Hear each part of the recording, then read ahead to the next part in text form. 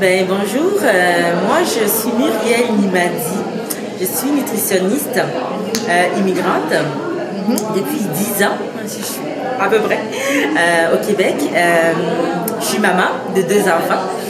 Je suis en pratique privée avec une clientèle aux prises avec une relation conflictuelle avec la nourriture et le corps, ainsi que en maladie chronique en GLF.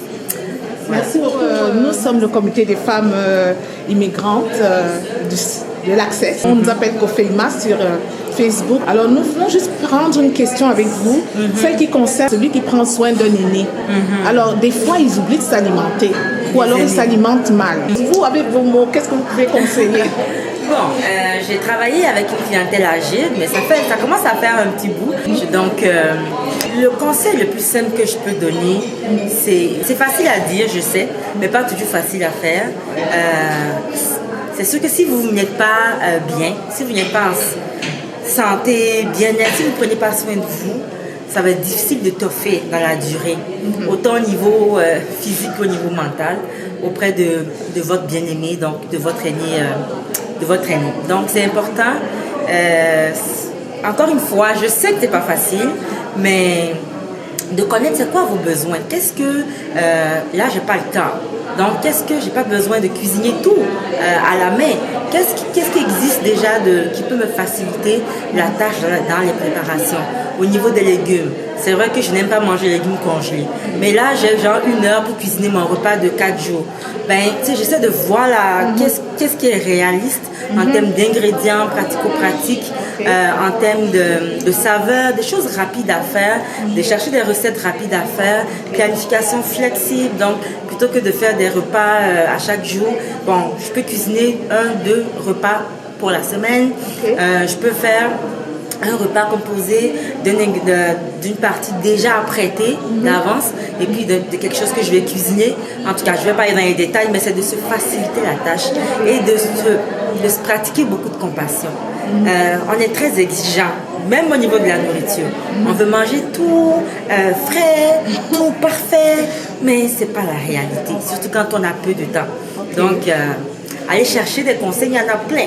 Comment rendre la planification alimentaire rapide, facile, à faible coût. Ça existe sur Google. Vous mettez Google, vous mettez ce que j'ai dit là. Vous allez trouver plein de nutritionnistes qui vous donnent ces conseils-là. Donc, allez-y vraiment et puis essayez de revoir vos standards. Absolument.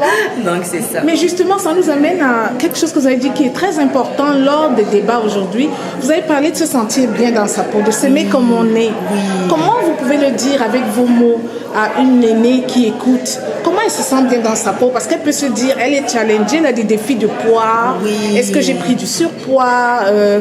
Qu'est-ce qui m'arrive? Je suis sur place, je vis une vie sédentaire. 2 ou 3 conseils à donner à ce genre de personnes. C'est pas facile. D'abord, la première chose, c'est beaucoup de compassion. Compassion parce que le monde dans lequel on vit, surtout si vous avez vécu longtemps dans un autre pays et puis vous êtes arrivé ici, vous avez subi la transition des standards et ça doit être difficile de savoir où vous positionnez.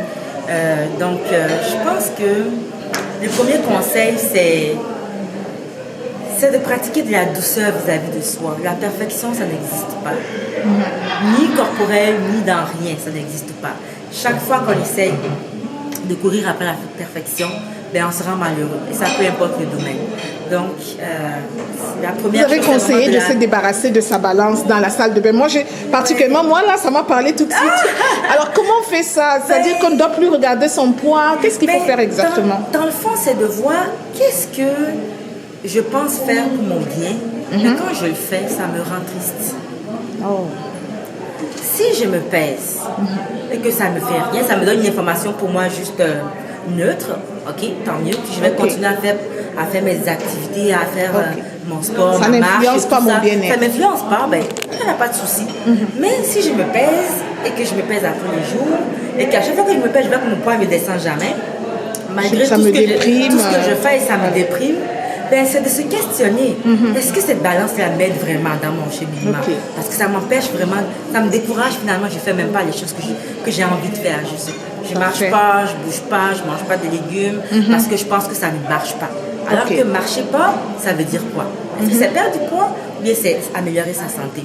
Donc, c'est là où on peut Absolument. aller chercher vraiment les comportements qu'on fait souvent qui semblent nous faire du bien, mais qu'au fond, pas vraiment. C'est bien passé le message.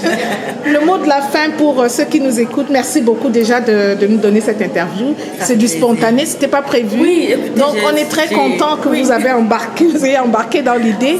Donc donnez-leur un mot de la fin, surtout parce que nous parlons du bien-être des aînés. Qu'est-ce que vous pouvez leur dire?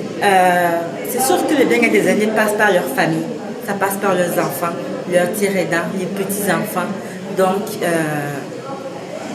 en tout cas, autant que faire se peut, si c'est possible, de rester vraiment entouré. Il n'y a que ça qui fait qu'on vieillit bien. On a beau super bien manger, si on est seul, on risque d'être plus atteint que si on est bien entouré. Donc, c'est la première chose, l'entourage, l'affection, la compassion et prendre soin de soi pour soi et non pour les autres. Merci beaucoup. C'est très apprécié. Ça fait plaisir.